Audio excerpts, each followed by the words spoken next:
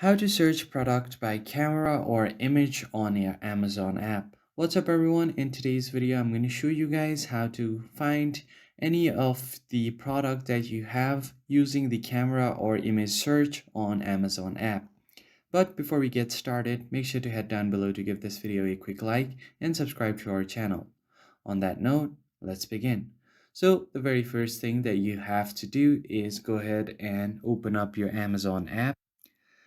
And once you open up your app, just make sure that you are logged into your account.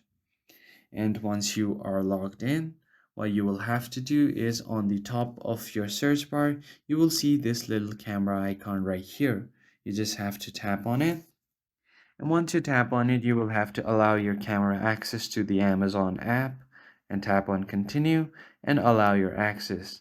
Now this will open up your camera. All you have to do is go ahead and search for your product like so, and it will search automatically for this product.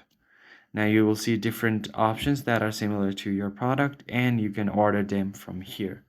So that is it for this video. If you found it helpful, hit the like button and subscribe. I will see you guys on the next one.